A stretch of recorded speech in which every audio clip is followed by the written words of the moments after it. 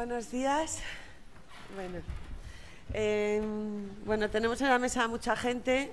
Normalmente siempre empiezo por el cortometraje que habéis visto delante del largometraje. Entonces hoy tenemos con nosotros a Martina Scarpelli, directora del cortometraje Egg. Martina es especialista en crear imágenes simples con ideas provocadoras y conceptos muy profundos. Buenos días, Martina, gracias por estar aquí. ¿Cuál ha sido tu fuente de inspiración para crear esta película? Egg is inspired by my own story. So it's my personal experience, and the idea came from a day that happened during the process of recovering from an eating disorder, and so it's a real fact. And from that, I just expanded and fantasized about what could be a beautifully told story on this topic, and that's it. Perdona. Bueno, está inspirada en una experiencia propia, en mi propia historia. Es una cosa que me pasó al recuperarme de un desorden de comer, que tenía un trastorno de comida que tuve, y luego empecé a fantasear desde entonces y monté la historia esta. Muchas gracias. Bueno, ahora os voy a presentar, creo que no necesitan presentación porque son habituales aquí, el equipo de mi obra maestra, con el director Gastón Duprat, los actores Guillermo Franchella, Raúl Arévalo, su guionista Andrés Duprat, y los productores Mariano Con por Argentina y Javier Méndez por Mediapro. Mi obra maestra se presenta aquí en la Seminci. Hace 2 años vino Gastón con El Ciudadano Ilustre y se alzó con La Espiga de Plata. Bienvenidos. Bueno, empezamos. Yo creo que Gastón, deberías empezar tú. Introduces un poco al equipo, si quieres, a los actores, y que vaya hablando todo el mundo, y luego hacemos las preguntas. Que presente al equipo, ¿me decís? Bueno, no, yo te presento a ti y tú presentas al equipo. Vale, yo quería preguntarte que por qué elegiste el mundo del arte como escenario de fondo de esta película. Bueno, es eso, justamente un escenario de fondo donde sucede la historia de una amistad entre 2 hombres, y la geografía donde sucede esta historia es el mundo del arte. Creo que eso viene por un defecto profesional del guionista, que es Andrés, que es comisario de arte, curador de arte. Entonces, bueno, Andrés conoce mucho ese mundo, tiene mucha autoridad para hablar de él, así que a la vez cuadraba perfecto para nuestra película que sucediera en ese mundo, porque nos aportaba un montón de cosas que habrán visto en la película. Pero siempre tratamos de enfocar ese mundo de arte como una geografía donde suceden las cosas. No es una película sobre el mundo del arte, es una película sobre la amistad, diría yo. Por referencia, a lo mejor, Andrés, tendrías que... Bueno, buenos días. Es también, porque él lo omitió, el mundo de Gastón y de Mariano Con, porque ellos hace muchos años atrás, antes de empezar con el cine, trabajaban más en el medio de las artes visuales, en el videoarte, etcétera, aunque ahora renieguen, de ahí vienen, entonces lo conocen también como yo, ese mundo del arte, que la verdad que es un mundo muy interesante porque es sofisticado, a la vez es frívolo, es snob, pero también puede calar profundo. O sea, realmente es un ambiente muy rico para describirlo y para plantear situaciones humanas. Y como dijo Gastón, nos venía muy bien para esta magnífica historia entre este galerista, el artista, el personaje de Raúl y los otros. Así que un poco... No, simplemente que Andrés es una eminencia del arte en Argentina, guionista de todas sus películas y hermano de Gastón. Sí. Los conozco muy bien, claro, es su hermano mayor. Y Andrés, ¿piensas que es realmente lo que está pasando en el mundo del arte? Bueno, sí, pienso eso. ¿Hay que morir para ser famoso? A veces sí, pero también hay otros recursos como el de Bansky hace poco que hizo esa especie de accidente para mí muy preparado, quizás más que nuestra película.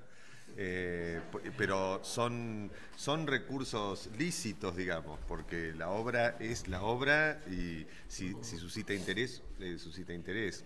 Creo que sin duda esa obra de Bansky, para nombrar ese episodio, vale mucho más después de ese acto. Para quien no sabe, es esa obra que se autodestruyó por la mitad, justamente, no toda. Y es los recursos, como se muestran en la película sobre el mundo del arte, son válidos, y el mundo del arte es, como decía antes, tan sofisticado que a veces hace que una cosa que en otro medio sería desclasificada por mentirosa o por falsa, en el mundo del arte se las arregla para incorporarlo y darle mayor valor. Muy bien. Bueno, Gastón, ¿tuviste claro el casting desde el principio? ¿Querías a Guillermo para el papel protagonista y a Raúl? ¿O? Sí, la verdad que sí, y pudimos... Guillermo Francella, Luis Brandoni y Raúl son los protagonistas de la película. Guillermo, bueno, es un actor con muchas películas muy fuertes que han calado hondo en los últimos años en Argentina y en España y en el mundo, diría. Por el tono de la película nos parecía el actor ideal. Por suerte le gustó el guión, aceptó, trabajamos mucho en conjunto en los detalles de los textos, en los diálogos. Y Luis Brandoni, bueno, es un actor de otra generación que Guillermo, un actor mayor, que tiene muchas películas, sobre todo en los años 80, que son unas películas que a mí personalmente me gustan mucho. Y es un gran actor, tiene una manera de decir muy singular, y además es amigo personal de Guillermo, aparte de gran actor, así que, y nunca habían hecho una película juntos, así que era ideal esa dupla. Guillermo lo propuso y nosotros estuvimos muy de acuerdo, así que bueno, y después, bueno, Raúl, en Argentina lo conocemos mucho por Netflix, donde está minado de películas, donde está él, y series, y es un papel de mucho riesgo lo que hizo, porque le dio verdad a una manera de pensar y de sentir un poco insólita de este personaje. Sin embargo, se lo nota creíble y lógico. Así que bueno, Raúl, nos encontramos en el Festival de Valladolid hace 2 años, nos conocimos aquí. Le había gustado nuestra película. Yo que hice presentamos. lo que hace el personaje, Sí. sin rastas, pero acaba de ver el Ciudadano Ilustre aquí y aquí en la calle de detrás. Me presentaron. Ellos son los directores de Ciudadano Ilustre. Y yo había visto El hombre de al lado y me acaba de salir flipado de la película. Y entonces le dije, ay. Y te dije, ¿no? Que me encantaría algún día decir, aunque sea una frase en una película vuestra. Yo te dije, no estoy dando clases, como él. Porque no son unos argentinos simpatiquísimos así en un primer contacto, ¿no? Aunque luego... Y de ahí poco a poco pues empezamos a hacernos amigos hasta que me ofreció esto. Lo que hace Raúl en sus escenas es extraordinario, la verdad. Yo lo que hago, digo, estaba mirando el cartel que no lo había visto y digo, si me preguntan cómo es mi personaje, que tú lo definías, es un personaje para ellos, con una honestidad, una pureza que para ellos es molesto, y para mí representa esto que yo pienso, ¿qué hago en ese cartel? Yo creo que define muy bien mi personaje, que es como ahí les veo, y digo, ¿qué coño hace ese de atrás? Pues yo creo que eso, lo que piensan los personajes de Brandoni y Francella, y lo que está bien, transmite esto bien, es el cartel español, evidentemente, como comprenderéis el argentino, ¿no? Pero lo digo de broma y lo digo un poco en serio, sí. Pero gracias por el piropo. Guillermo, creo que te toca presentar un poco cómo ha sido la experiencia de trabajar con tu amigo Brandoni. y con Gastón, por supuesto, y con Fue este todo equipo. un proceso muy, muy lindo.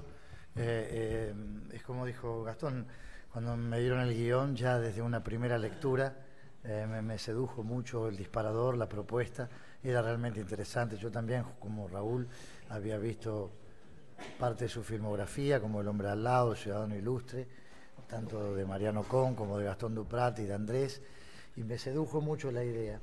Cuando empezamos a hablar surgió la posibilidad de quién podía ser el otro personaje.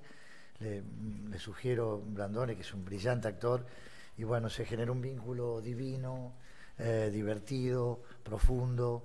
Fue todo un proceso desde los ensayos, el rodaje, luego cuando la vimos plasmada la película, que es realmente la película que queríamos contar, de parte de ellos como director y autor, y de parte nuestro como intérpretes. Nos sedujo mucho la posibilidad de ver eso, que es como también manifestó Gastón, el universo del arte también contado, y que sabe tanto Andrés, ha sido una anécdota, porque podría haber sido en cualquier otro ámbito, de médicos, de abogados, de actores, del deporte, porque habla no solamente de la amistad, sino habla también una película que me resultó muy interesante, porque habla de algo puntual, que es qué pasa con el advenimiento de lo nuevo, qué pasa con el advenimiento, en este caso puntual, del arte contemporáneo, qué pasa con el paso del tiempo, qué pasa cuando alguien fue brillante en una década y por no ayornarse o no querer modernizarse genera una involución en su convocatoria. ¿Por qué pasa eso? Y a mí me sedujo hoy, en el mundo que vivimos, de redes, ahora parece que no se puede vivir sin redes, y yo justamente estoy en las antípodas de ese universo, no me gusta, pero me tengo que adaptar, tengo hijos chicos y entiendo que ha sido un avance, pero a veces no siempre el avance es sumar, a veces para mí es restar. Y entonces habla de esto y de muchas cosas más. Una película realmente muy, muy interesante. En Argentina explotó, en Uruguay explotó, y ahora empezó a viajar, y este es el primer país donde empieza a ver la respuesta que va a tener, que ojalá que sea del mismo modo que en Argentina. Genial. Bueno, pues si os parece, comenzamos el turno de preguntas. ¿Vale? Buenos días y bienvenidos de nuevo. Yo quería preguntarles qué les ha llevado, después de tantos años, a Mariano y a Gastón a separar sus caminos en la dirección, en este caso. No sé si es algo que llevan tiempo queriendo hacer y con este proyecto se han animado, o qué diferencias han encontrado respecto a los últimos 20 años. No, nosotros hicimos muchas películas con Mariano, y esta también la hicimos juntos, porque en realidad después del Ciudadano Ilustre decidimos con Mariano que tardamos muchos años en hacer el Ciudadano Ilustre por diversos factores, y teníamos dos ideas de película. Entonces dijimos, bueno, ¿por qué no filmamos una cada uno? Así podemos hacerlas en un plazo más razonable, y el otro es el productor de la película. Así que así de simple fue. También nos interesaba la experiencia. Teníamos dos ideas, elegimos una cada uno, no hubo discusiones, cada uno eligió diferente papel, y así que hicimos mi obra maestra e inmediatamente filmamos otra película que dirigió Mariano, que se llama 4x4, ambas películas en coproducción con Mediapro, Javier Méndez, que la verdad que creo que estas películas existen, y de este modo gracias a la gestión de él como productor.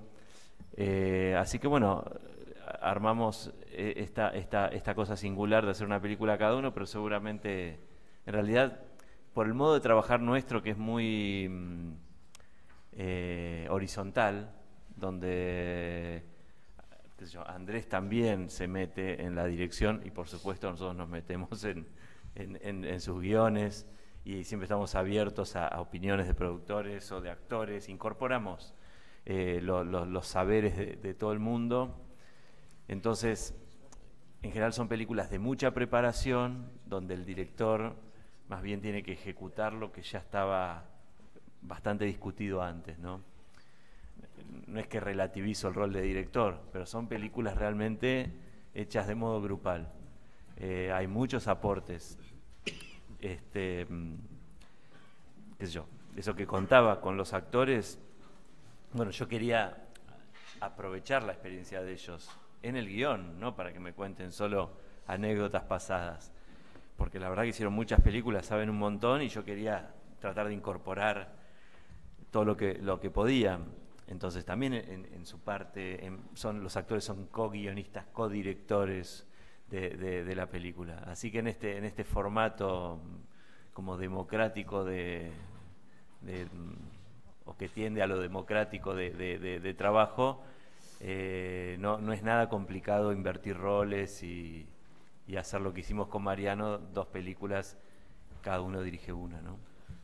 Yo te agrego una cosita de eso, que es también, viste, a veces uno ve la figura del productor, que es como una persona que le pone límites a la película o al director. En este caso el tándem funciona, o sea, yo como productor, como facilitador, o sea, no hubo ningún límite a la hora de pensar la película. También bueno, lo sufrió el otro productor eso, pero bueno, me parece que es muy potente, y nuestras películas generalmente, como no somos ni cinéfilos, ni académicos, ni gente que viene del cine, somos como medio como una aspiradora, entonces aprendemos mucho de las películas anteriores.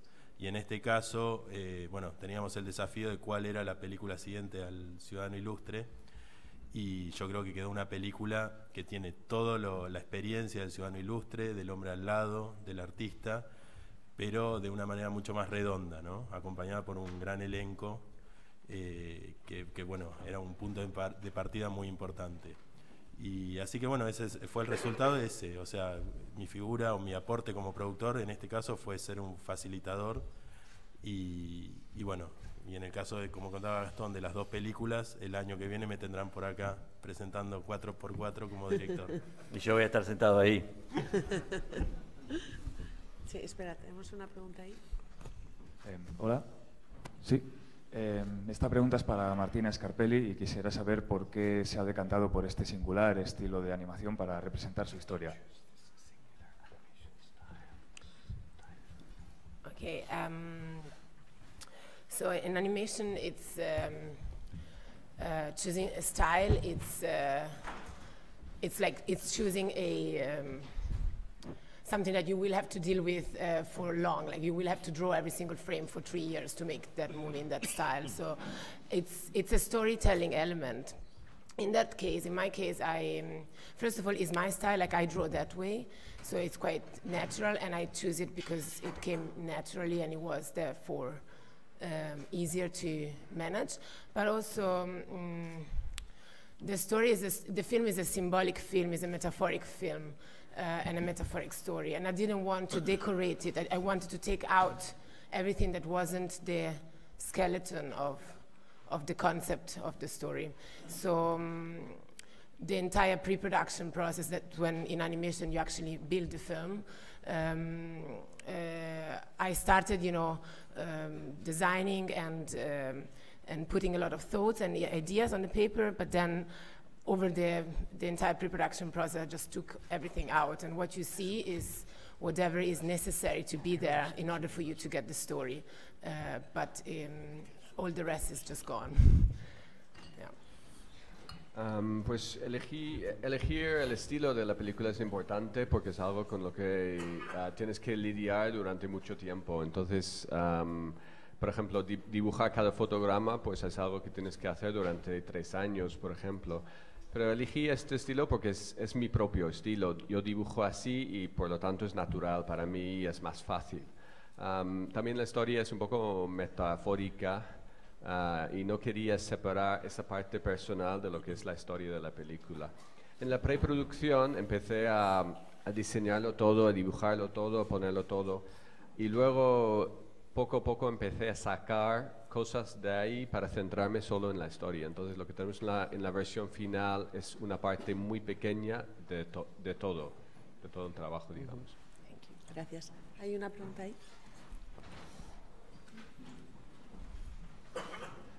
Hay una frase de uno de los personajes en la película, estoy aquí,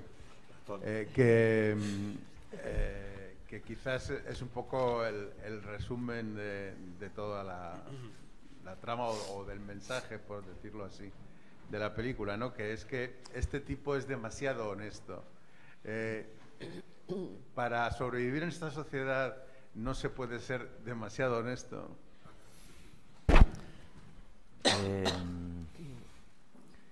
Bueno, puede ser.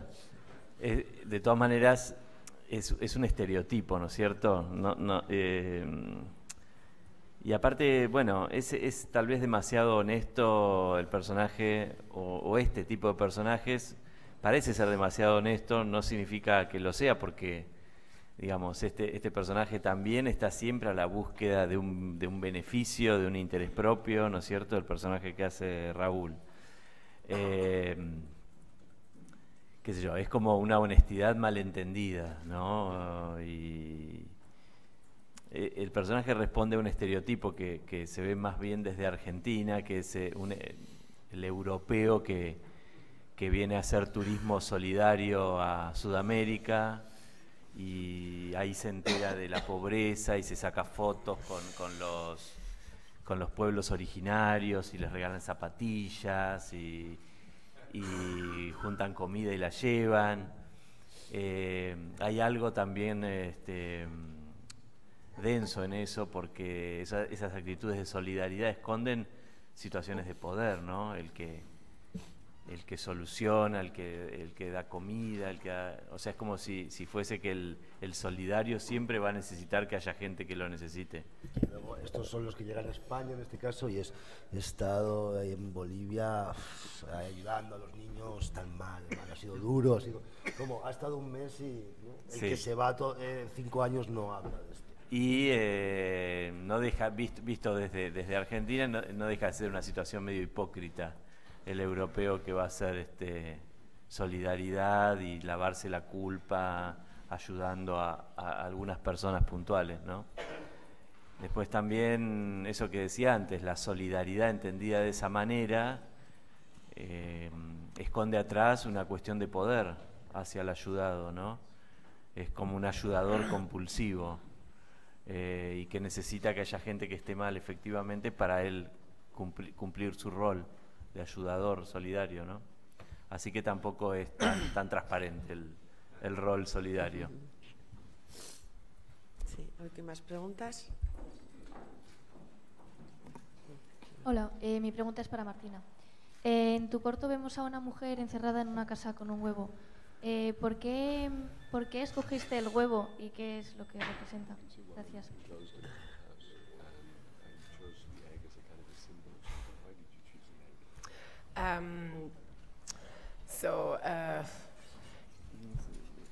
I always like the symbol of the egg because it's a rich imaginary. It suggests a lot of things that might be, but not necessarily. I actually don't really. The egg was actually in the real story, like that was what triggered the idea and what triggered the fear of eating. But I liked it then as a director because it symbolized a lot of things. Nature, it's life, it's a container, it's a potential something, it can grow. But I also like the idea that it's such a small thing. It's ridiculous, right? It's a little naive. And it can generate such a big dramatic problem that anyone can put in the egg whatever it's afraid of. Also, I do believe that it's an attractive object as well.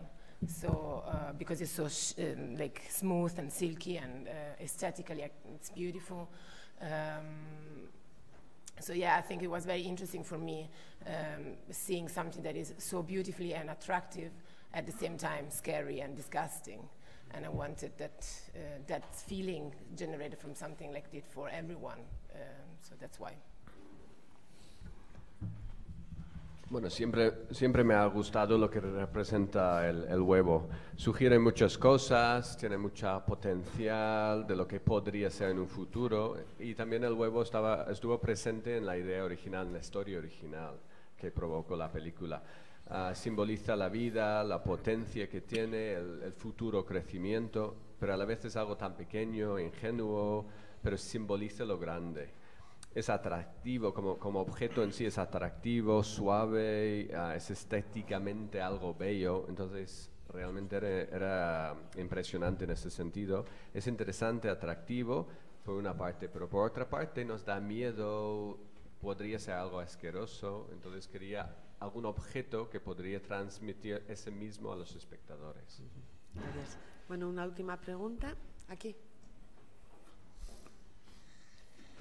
Hola, quería comentar que me ha gustado mucho la película, las divagaciones, las opiniones de Luis Brandoni al respecto de lo que él piensa, ¿no? Y en la parte final de la película ha habido una que me ha llamado la atención, que es que dice que muy mal va la sociedad cuando hacemos caso a 22 pelotudos millonarios que juegan al fútbol.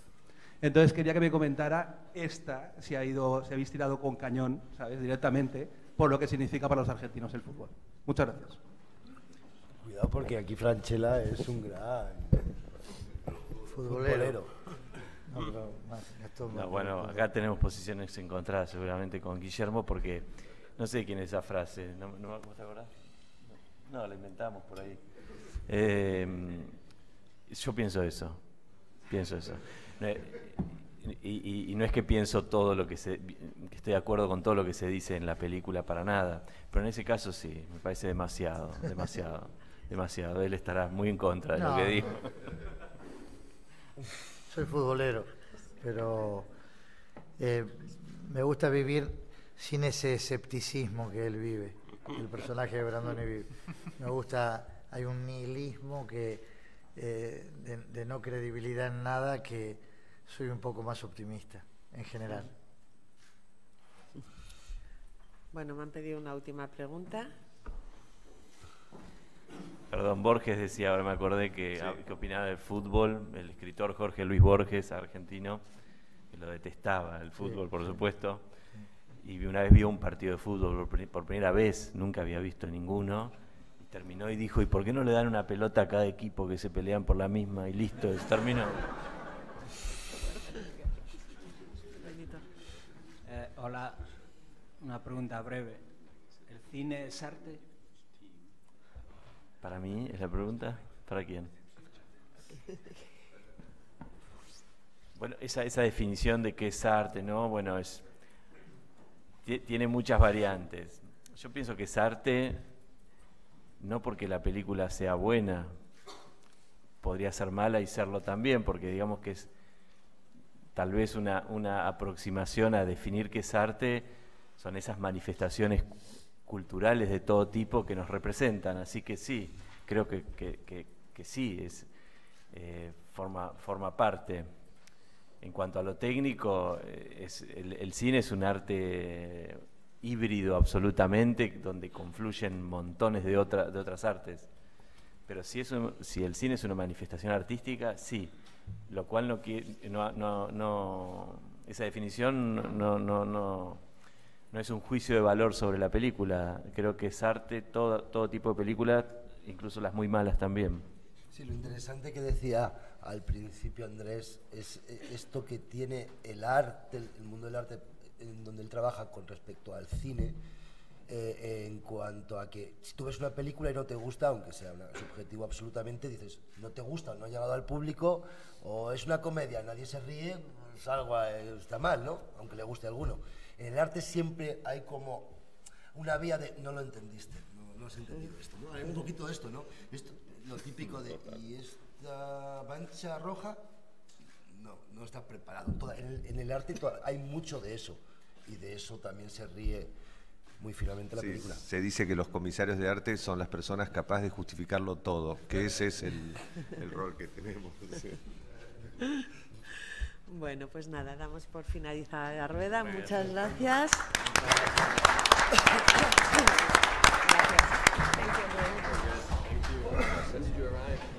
Today's